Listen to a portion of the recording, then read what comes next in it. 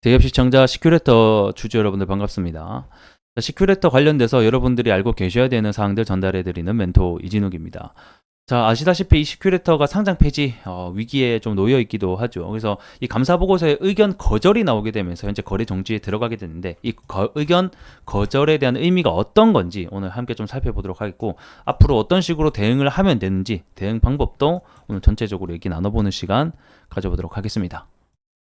다들 아시다시피 시큐레이터가 상장 폐지 사유가 발생했다라는 소식과 함께 거래 정지가 되었습니다.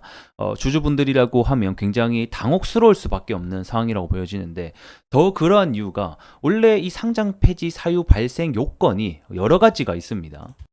자, 이렇게 보게 되면 뭐 코스피, 코스닥 해서 뭐 엄청나게 많이 나와 있는데, 여기서 자주 상장 폐지 요건이 되는 거 제가 몇 가지만 말씀드리면, 첫 번째 이 사업 보고서에 미제출이 될 것 같고, 그다음 두 번째는 뭐 감사인의 의견 거절이나 그다음에 뭐 부적정 이런 거 있죠. 요게 사실상 거의 90% 이상으로 가장 상장 폐지의 주요 원인이 되는 사실이기도 합니다. 뭐 그 다음에는 뭐 완전 자본 잠식이라던가 뭐 2년 연속 자본 잠식률이 50% 이상 뭐 이런 등등이 있는데, 어쨌든 간에 이번 우리 시큐레이터 같은 경우에는 이 감사인의 의견이 거절로 나오게 되면서 또 이번 사태가 발생을 하게 됐습니다.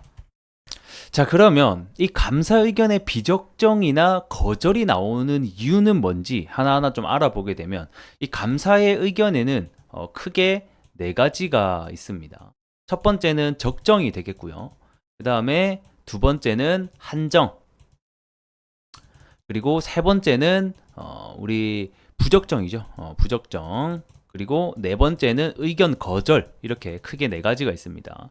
일단 적정 같은 경우에는 다들 아시다시피 이 기업 회계 기준에 알맞게 재무제표를 작성했다라는 것이고, 이 감사에 필요한 자료를 충분히 제공받았다라는 의미이기 때문에 뭐 크게 문제될 것이 없는 가장 좀 건강한 재무제표다라고 보시면 됩니다. 하지만 이제 적정을 받았다라고 해서 재무제표가 좋다, 뭐 건전하다라는 것과 별개로 오류가 없이 잘 작성이 되었다라고 보시면 좋을 것 같고, 그 다음에 한정 같은 경우에는 자, 감사를 실시하게 됐는데 이 기업 회계 준칙에 좀 어긋나는 사항이 몇 가지가 있는 거예요. 근데 이게 뭐 재무제표에는 큰 영향을 미치지가 않는다 이렇게 판단이 될 때 제시하는 의견이라고 보시면 될 것 같고, 이 한정 의견도 2년 연속 받게 되면 이게 상장 폐지 사유 발생이 됩니다.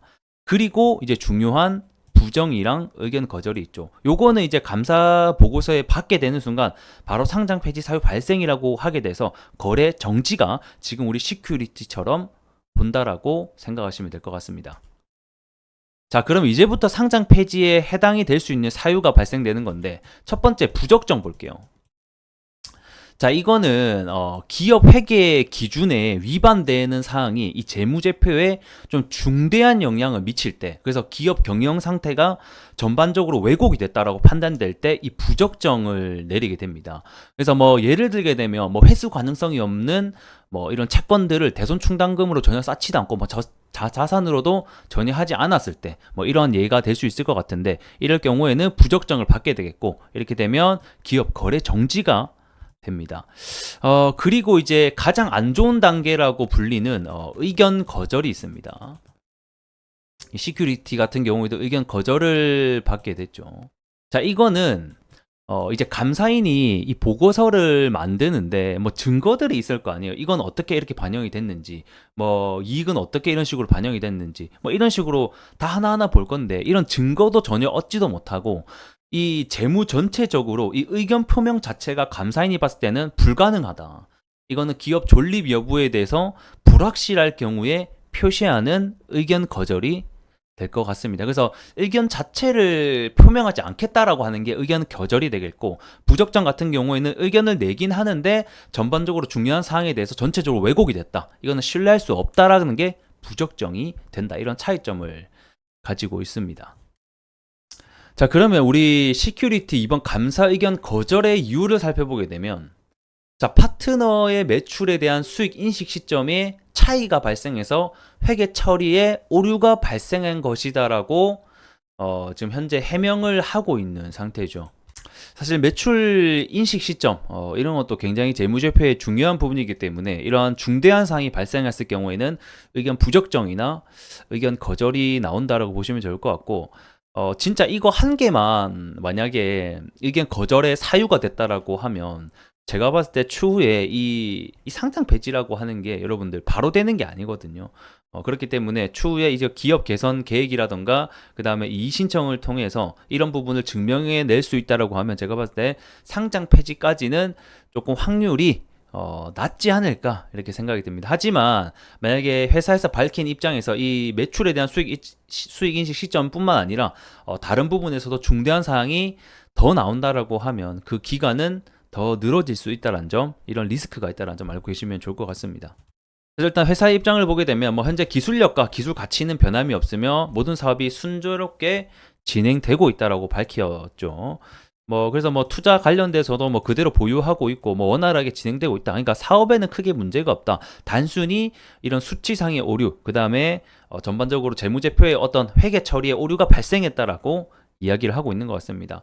이번 시큐레터 같은 경우에는 조금 더 충격을 줬던 이유가 뭐 예를 들면 이 회사가 뭐 3년 연속, 4년 연속 계속해서 적자를 내고 있는 회사여가지고 이게 정말 위기가 왔다라고 생각이 들어서 상장 폐지 거절이 되고 이렇게 되면 저희가 어느 정도 납득이 될 것 같은데 이게 이 회사가 상장한 지가 정말 얼마 안 됐어요. 그래서 신규 상장인데도 불구하고 이러한 의견 거절이 나왔다라는 게 정말 안타까운 일이 아닐 수가 없을 것 같습니다.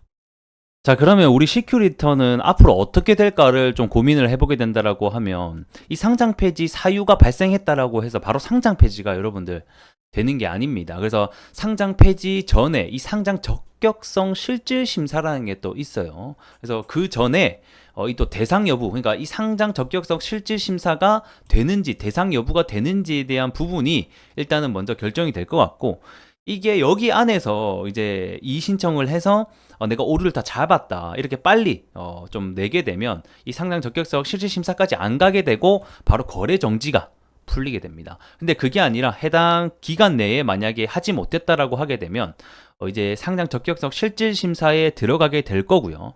그래서 이제 상장위원회에서 이 개선 기간을 부여하게 됩니다. 그래서 그 기간 동안 이 회사는 개선 계획 이행 내역서와 이행 결과를 거래소에 제출을 하게 되겠고 그렇게 됐을 때 이 회사는 아직까지 좀 더 지켜볼 필요가 있다라고 생각이 들면 이제 정지가 풀리고 다시 상장이 되고 만약에 그렇지 않다라고 하면 정말 이제 상장 폐지가 될 것 같습니다. 근데 제가 봤을 때는 1년밖에 아직 상장이 되지도 않았고 이런 오류로 인해서 물론 중대한 사항이긴 하지만 바로 상장 폐지 갈 것 같지는 않다라는 게 일단은 저의 조심스러운 의견이긴 합니다. 하지만 이거는 결과가 어떻게 나올지를 꾸준히 우리가 추적을 해봐야 되는 문제이지 않을까 싶습니다.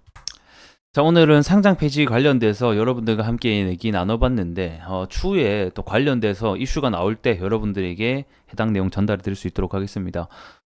빨리 하루빨리 이런 안 좋은 일에 대해서 좀 풀렸으면 하는 저도 같은 바람이 있고요.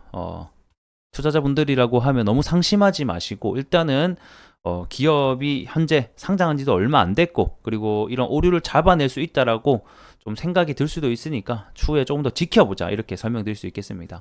하지만 이 리스크를 또 우리가 생각을 안 해볼 수가 없기는 할 것 같아요. 2017년 이후에 이 상장 폐지된 75개 기업 대상으로 이 상장 폐지 전 자료를 분석한 결과 처음에 회사가 상장 폐지 사유가 발생한 이후로 3년 이내에 상장 폐지가 되었다라고 하니까 사실상 이런 기업 회계 관련돼서 상장 제대로 처리하지 못한다라는 것은 좀 우리가 리스크로 당연히 생각을 해둬야 되는 부분도 맞는 것 같습니다. 그래서 저는 여러분들께 좋은 내용과 그 다음에 리스크적인 부분들 함께 같이 말씀드리니까 투자의 판단에 좀 많이 참고가 되셨으면 좋겠고요. 저는 또 다음 시간에 뵙도록 하겠습니다. 고맙습니다.